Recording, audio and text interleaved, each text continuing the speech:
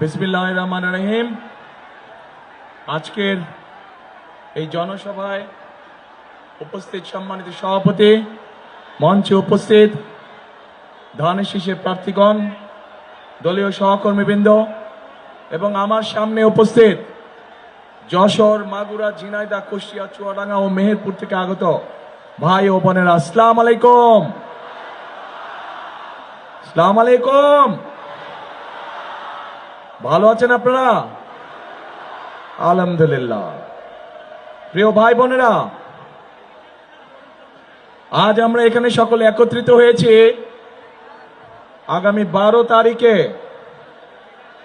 বাংলাদেশের মানুষের যে রাজনৈতিক অধিকার বিগত প্রায় এক যুগেরও বেশি সময় আগে কেড়ে নেওয়া হয়েছিল, বাংলাদেশের মানুষের কথা বলার যে অধিকার বিগত প্রায় এক যুগ আগে কেড়ে নেওয়া হয়েছিল, সেই অধিকারকে প্রয়োগ করার, যার জন্য গত এক যুগে হাজারো মানুষ গুম খুন খুনের শিকার হয়েছে, লক্ষ লক্ষ মানুষ গায়েবী মামলার অত্যাচার নির্যাতনের শিকার হয়েছে, সেই অধিকার ইনশাআল্লাহ বাংলাদেশের মানুষ প্রয়োগ করতে যাচ্ছে।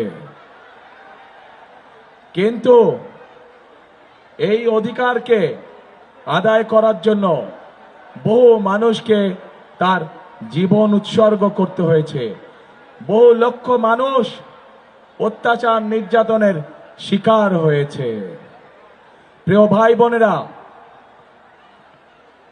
1971 সালে এই বাংলাদেশের বীর মুক্তিযোদ্ধারা যুদ্ধ করে জীবন বাজি রেখে লক্ষ শহীদের আত্মত্যাগের বিনিময়ে আমরা স্বাধীনতা অর্জন করেছিলাম।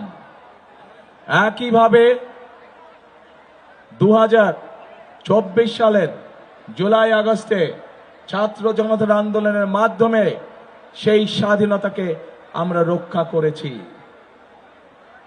আমরা দেখেছিলাম স্বৈরাচারের সময়, যেই স্বৈরাচার এক যুগেরও বেশি সময় ধরে বাংলাদেশের মানুষের কাঁধে চেপে বসেছিল, আমরা দেখেছিলাম সেই সময় কিভাবে এই দেশের মানি গুণী সম্মানী মানুষদেরকে কথায় কথায় তারা তুচ্ছ তাচ্ছিল্য অপমানিত করত।